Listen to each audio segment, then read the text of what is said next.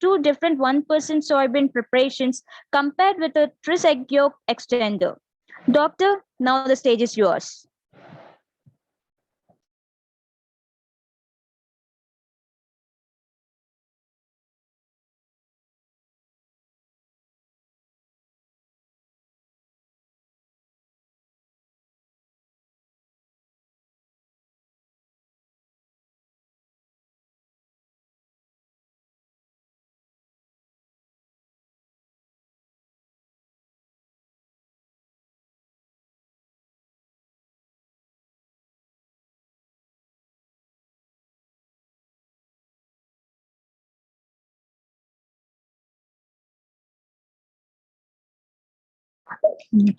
Dr. Ulrika Hermansson, we are unable to hear you.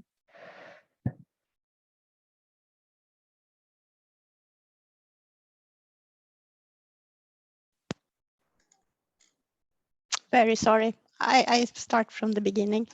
And I am here to present my paper on cryopreservation of dog semen in a tris extender with two different 1% soybean preparation compared with a tris egg yolk extender.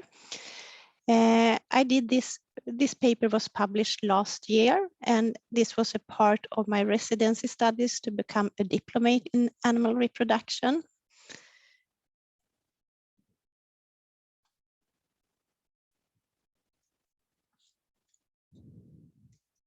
So first of all, why would you like to preserve semen? I assume not all of you are into semen freezing and so on, so I take a little bit of background. Cryopreservation of semen, that can be valuable because it can be possible to exchange genetic material over long distances. And this, of course, doesn't just come for the dog. It's a huge number of animals that we freeze semen from. Also for long time storage, you can actually store semen for like thousands of years. It is possible to use frozen semen if the male is injured or not available. It's also possible to use the semen when the male is dead. And it's also possible to store semen until current offspring or the male itself have been evaluated. It might be for different kinds of disease, genetic disorders, and so on. And a few words about semen extenders. Prior to cryopreservation, semen need to be diluted in semen extender to extend the lifespan of the spermatozoa. Semen extenders protect sperm from cold shock, osmotic stress, alteration in membrane fluidity and permeability, and provide energy substrates for sperm metabolism. And many extenders contain egg yolk due to its ability to protect sperm from cold shock during cooling and freezing. So after semen collection, the sample is centrifuged and the semen plasma removed, and then semen extenders are added. And it's believed it's like lipoproteins in the egg yolk that protects the sperm membranes. And egg yolk is known to work very well as a cryoprotectant in the bull and in the dog, whereas it is less effective for ram and of little value for boar. So it differs between different kind of species. But in the bull and in the dog, the egg yolk is very helpful. But there are some risks to use egg yolk in semen extenders. There might be a risk of bacterial contamination and a potential risk of causing disease. And probably endotoxins produced by such contaminants could reduce the potential fertilizing capacity of sperm. It also might be that lipid vacuoles and other particles in egg yolk extenders could interfere with semen evaluation. For instance, when we calculate or measure the concentration of semen, then we use a photometer, and if there are like other particles and so on, it can be false results. And also egg is a biological product, and its composition of egg yolk may be variable, making it difficult to standardize extenders that include egg yolk.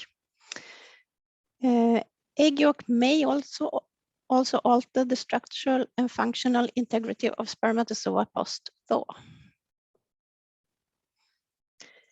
So that's why we would like to try to use soybean lecithin instead, because it's known that soybean byproducts, especially lecithin, can replace egg yolk in semen extenders. And lecithin is a phospholipid fraction that can substitute for high molecular weight lipoprotein and phospholipids from egg yolk. And several modifications for using soybean extract as an extender for semen cryopreservation has been reported. And soybean lecithin have been used in numerous species for cryopreservation, including bull, buffalo, stallion, ram, goat, avian, rabbit, and human. And there have also been studies with canine semen, a few studies done before.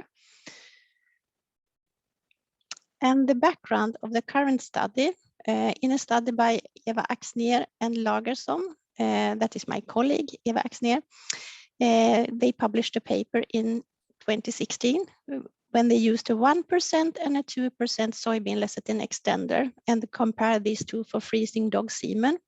And this study showed that the 1% soybean lecithin extender was better and preserved the sperm motility better than the 2% soybean extender did. So the aims of this study was to compare two tris-based extenders containing 1% soybean lecithin from two different sources named type 2S and type 4S. The type 4S has higher phosphatidylcholine content than the type 2S, and the composition differs a bit. But both of these have been used for cryopreservation of mammalian spermatozoa before, and the Trisk egg yolk extender was used as a control for the cryopreservation of dog semen. And the type 2S is named L2, and the type 4S is named L4 in the experiment.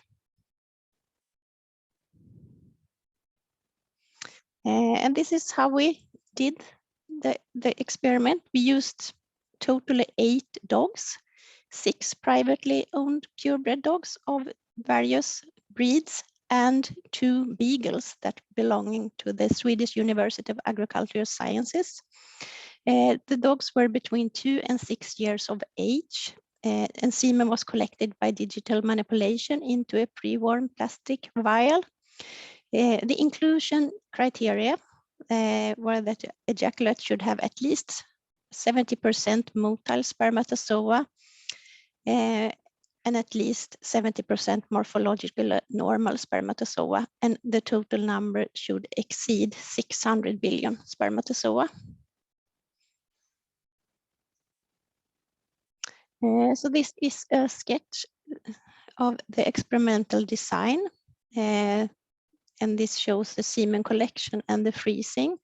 This procedure was repeated for each ejaculate, so 1 dog at a time was collected, and this procedure was fulfilled. So at the top of the picture, you can see semen was collected, and it was split in 3 equal parts. Also, a very small part was made for semen evaluation for fresh semen, the motility, morphology, and sperm membrane integrity. And then all the parts, the 3 parts, were centrifuged, and the seminal plasma was removed. And the first dilution was made with the Tris egg yolk. That was the control with the L, and the other part was added L2 lecithin, and the third one L4. And then the semen was cooled down to like 4 degrees in about 1 hour and 15 minutes. And then a second dilution was made, and then the semen was frozen. So it was like 3 different. And freezing was made with the Uppsala method that is quite well known, and it's widely used for dog semen freezing. And then, of course, the semen was thawed, so we can have a look at it and see how well it was preserved during freezing. So each part was thawed, and this was like made for one dog at a time. And just immediately after thawing, a flow cytometry was performed, and then we had a look at sperm membrane integrity and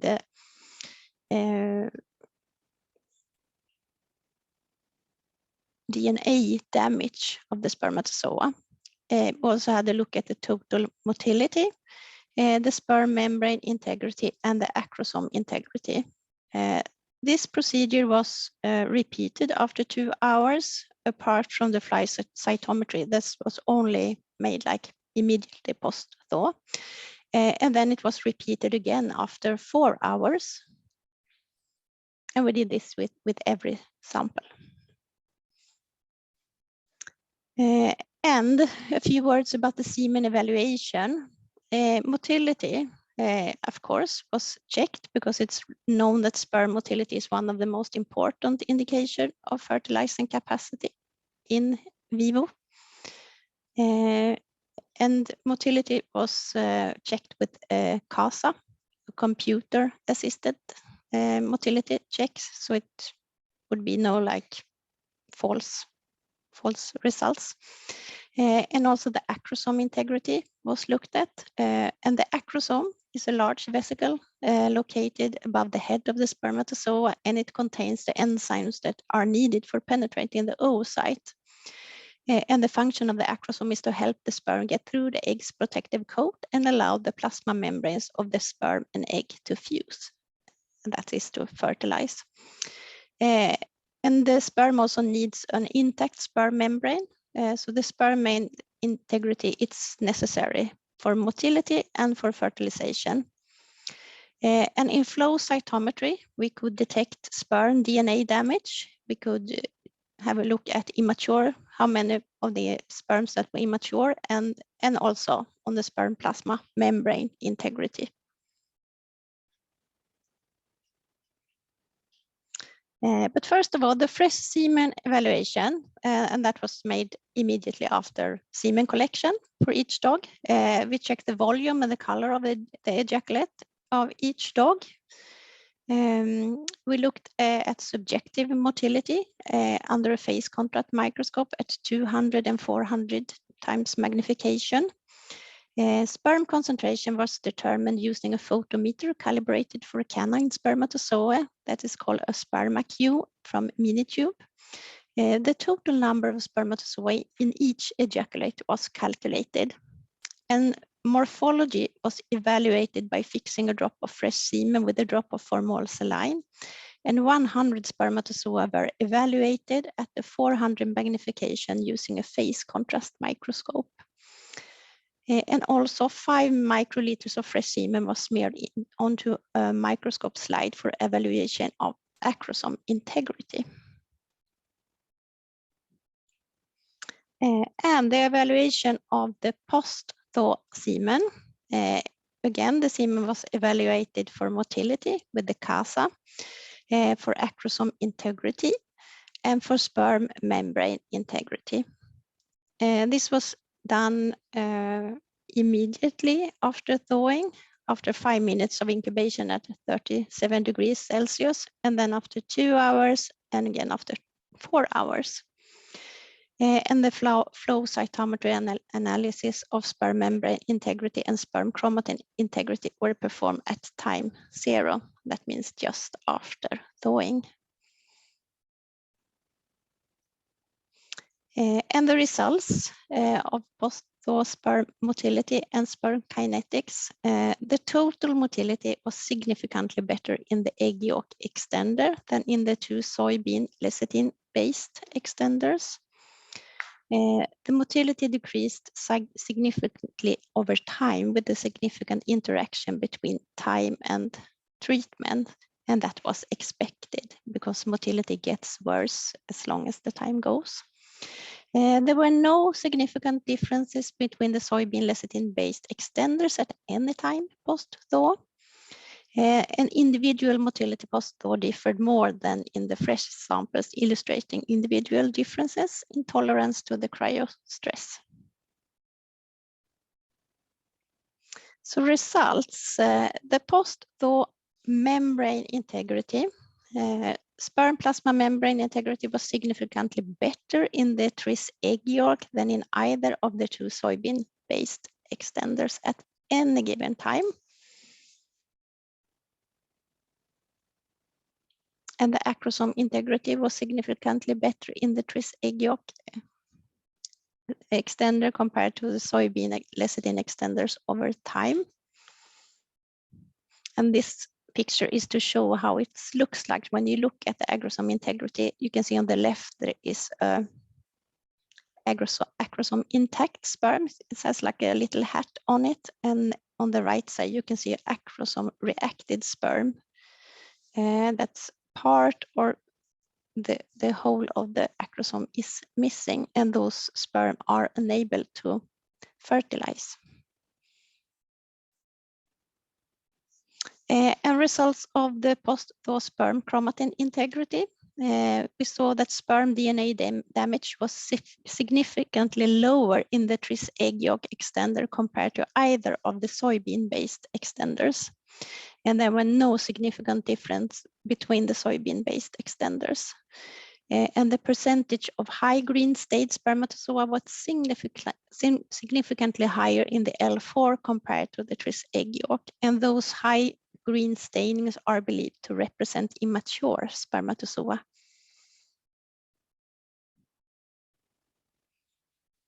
And in this figure, we can see comparisons of total motility, membrane integrity, and acrosome integrity among the extenders. So TEI is the tris egg yolk, the L2 with the lecithin type 2S, and the L4 extender with lecithin type 4. So as you can see, the tris egg yolk was superior to the two lecithin-based extenders in all parameters, both in the motility, in the acrosome integrity, and also in the sperm plasma membrane integrity.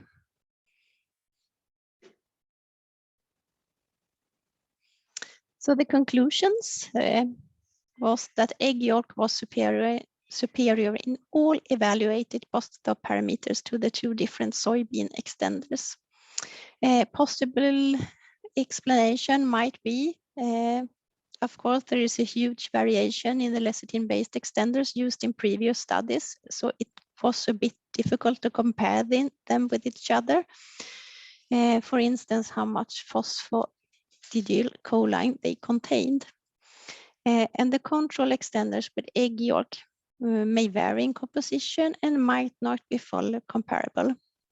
But in conclusion, egg yolk was superior to either of the two soybean-based extenders used in this study.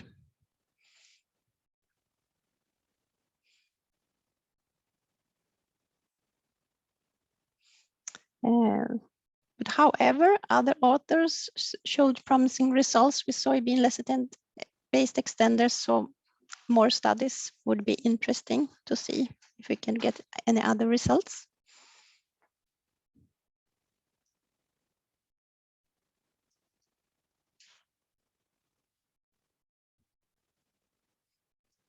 So thank you very much for your attention. If you have any questions, I would be happy to answer them.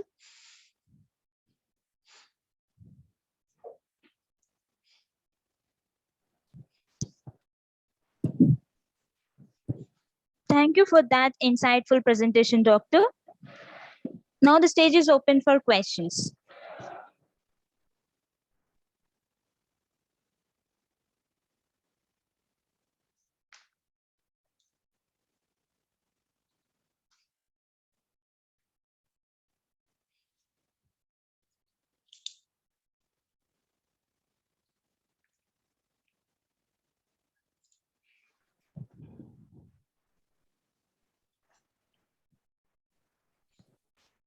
I assume that you have no questions from the speakers. Once again, I thank you for being a part of this webinar and hope to associate with our future events, Doctor.